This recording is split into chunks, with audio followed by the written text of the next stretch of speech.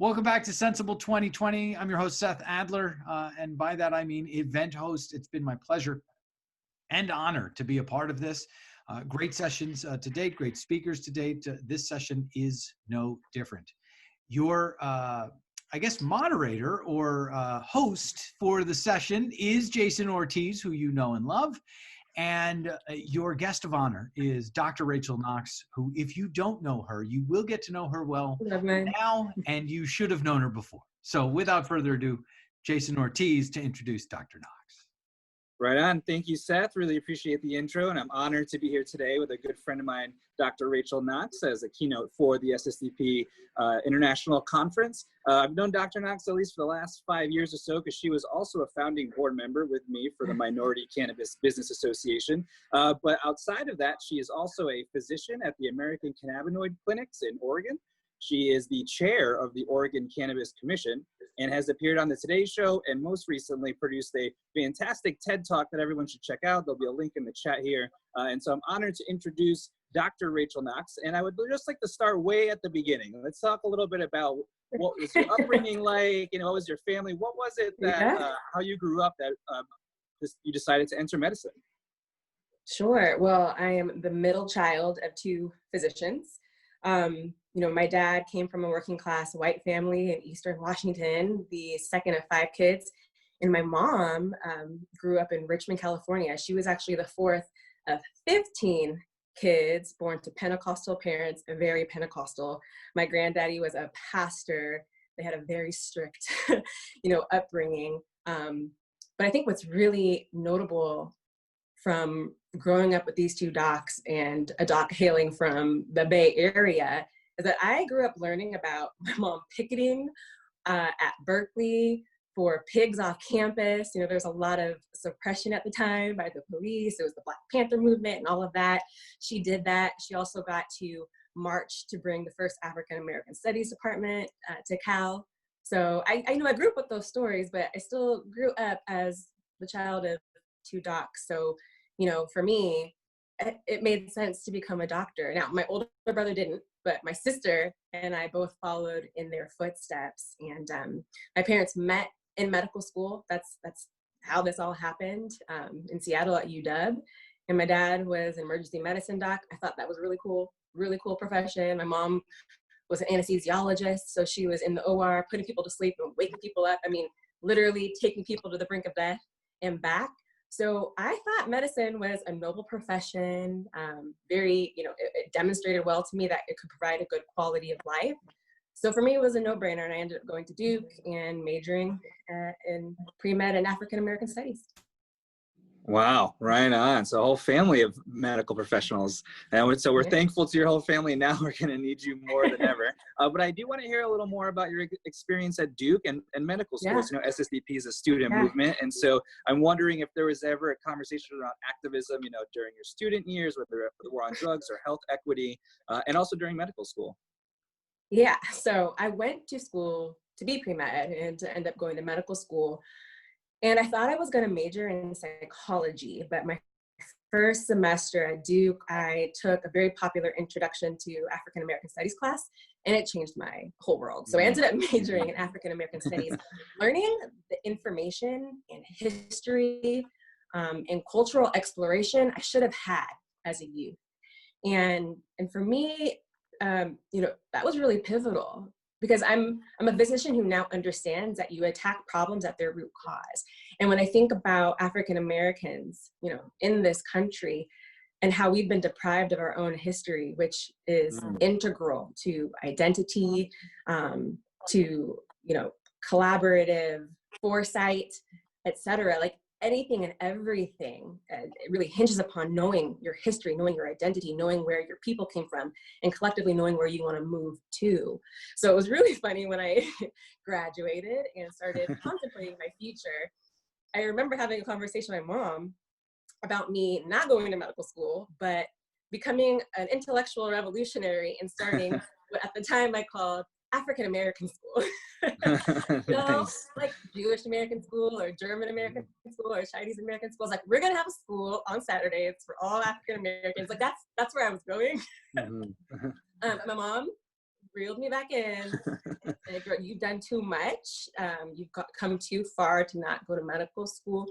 You're gonna go to medical school, just do it differently, but you've worked too hard, you've earned it, go. And so I ended up pursuing an MD, MBA, thinking at the time that an MBA would, give me some knowledge or experience getting out there and being entrepreneurial as a doc. Now, for most people who are MBAs, you don't learn anything about business until you've graduated and try to start a business. But that was really empowering for me because it did give me exposure to the reality that medicine is big business. Mm-hmm. Yeah. Yeah, So absolutely. So, yeah, absolutely. And so that's something that we've grappled with at MCVA, right? Like we have a social justice mission, but we're definitely involved in starting entrepreneurial activities and addressing the shortcomings of our current economic system. And so one thing we're dealing with in MASH right now is a shortcoming in our health equity system. And so I was wondering if you could, fill us in a little bit about what is your core belief there, what you're bringing to the world with regards to health equity, and also where cannabis plays into the mix. Yeah, absolutely. So a lot of people think about health equity. When you hear the phrase health equity, a lot of people think about equity in medicine. So we talk about access to care, quality of care, if and when you access it, and outcomes. But that is really limiting in scope. Health is so much more than that. And I actually liken it to the way we use social equity in cannabis, because again, it is just far too limiting.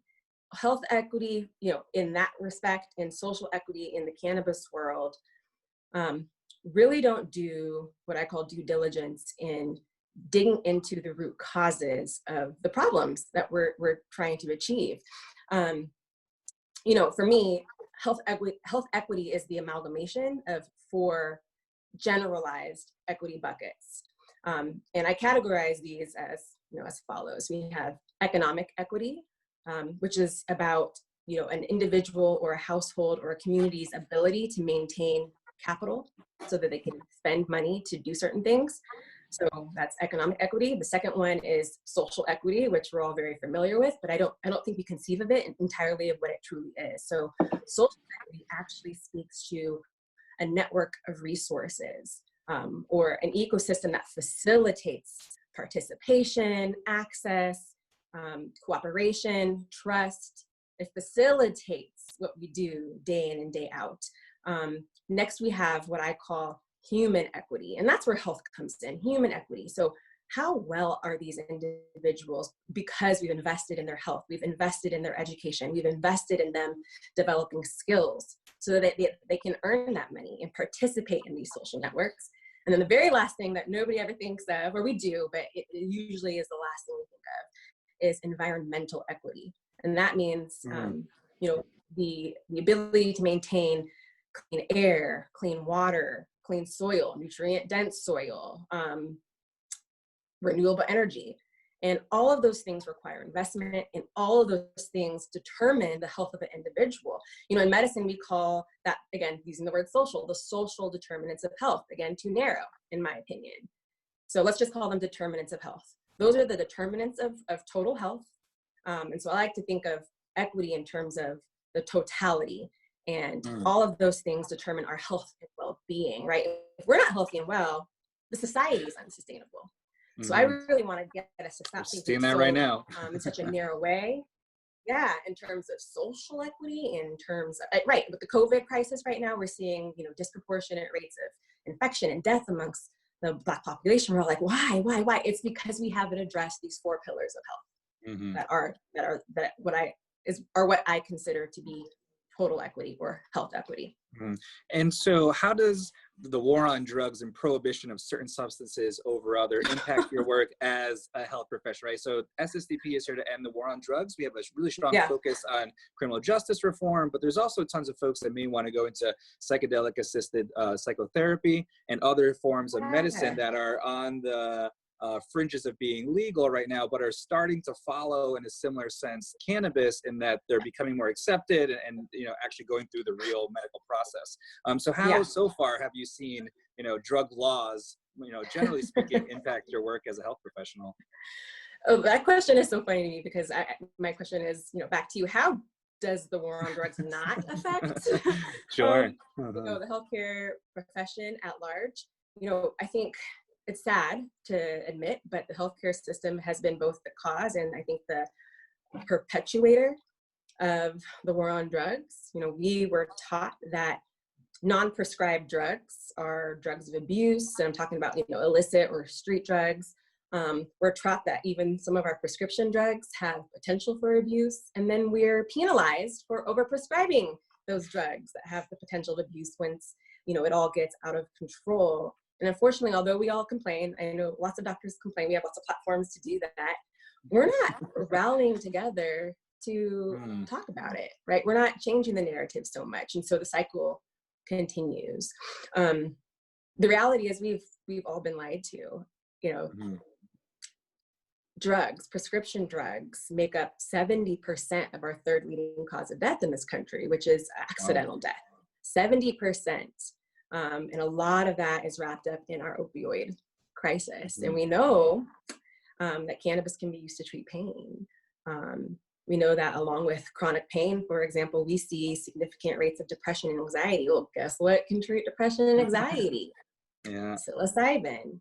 And the FDA has done some fast-tracked research for psilocybin.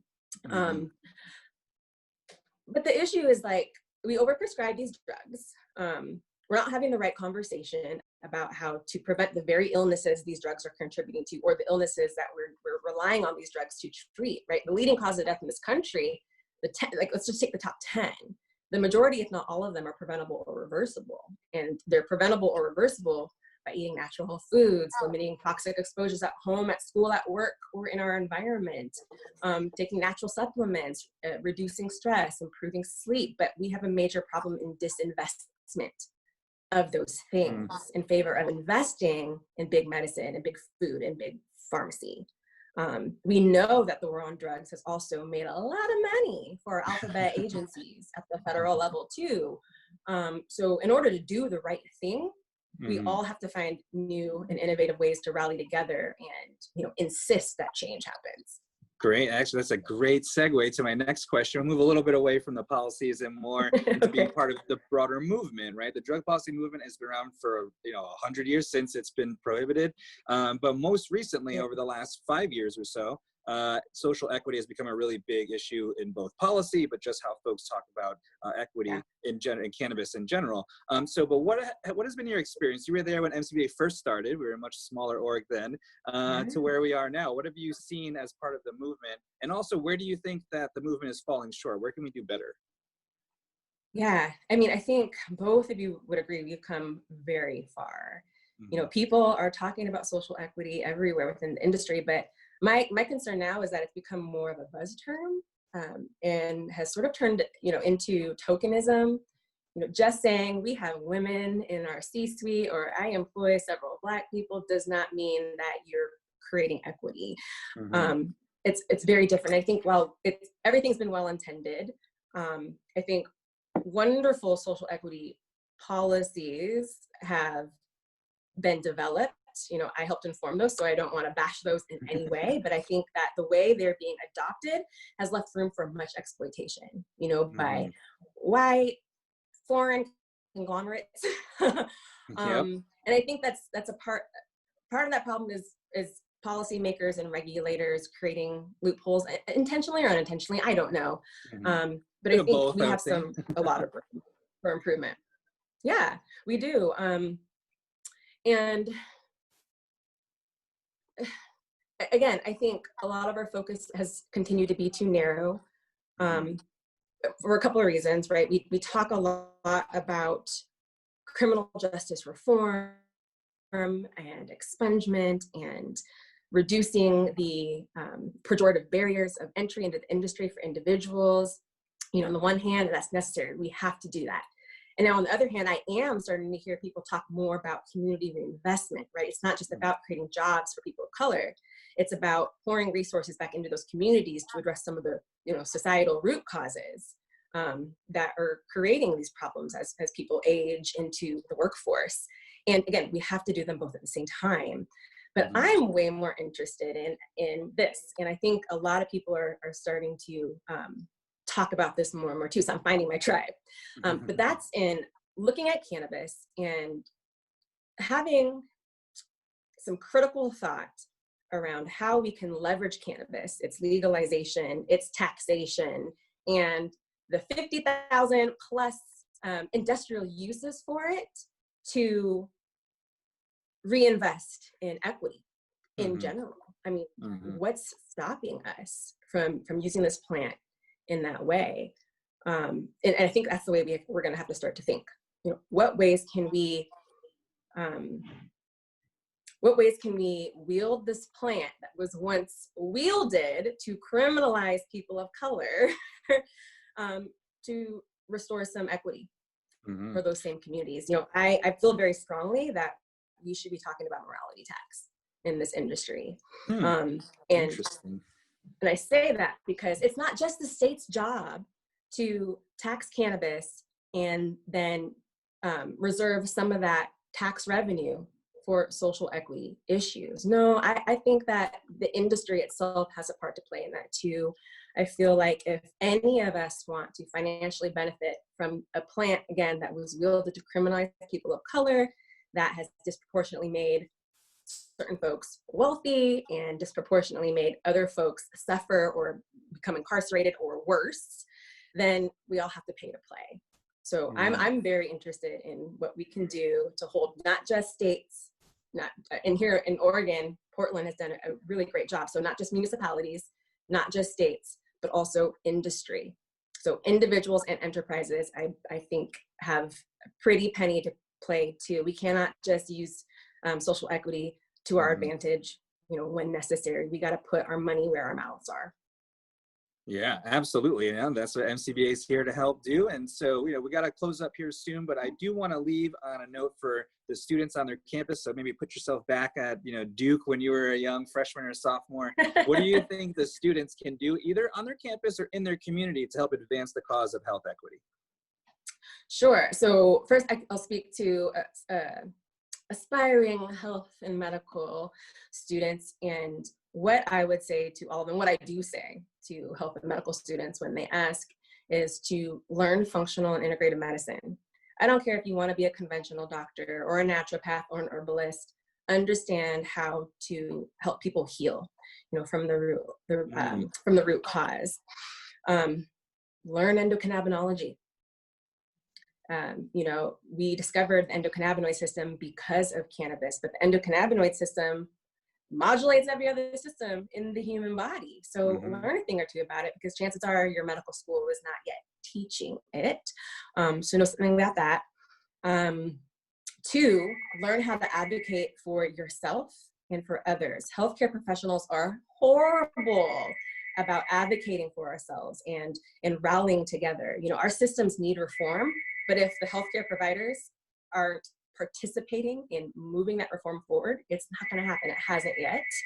And then lastly, learn the business of medicine. It was so sad going through medical school for me, while also taking my business school courses, to realize none of my colleagues would get the education that I was. Like, I had to pay for a second degree, but what I was learning should have been part of the common curriculum of all medical students. It's our profession. Like, why are you letting MBAs run our profession? Yeah, you know, exactly. Yeah, so ask some questions, right? If you're a healthcare provider and the bulk of your patients are sick and staying sick, and the minority are getting healthy and well, there's something wrong with that business model. So I really want to see more health executives with medical background, medical knowledge. And I think we'll start to get somewhere. But for everybody, I really encourage us to think outside of ourselves.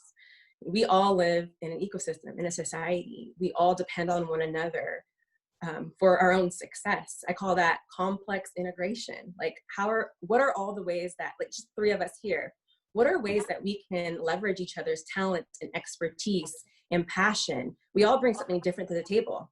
I don't need to expend my energy by becoming Seth or Jason.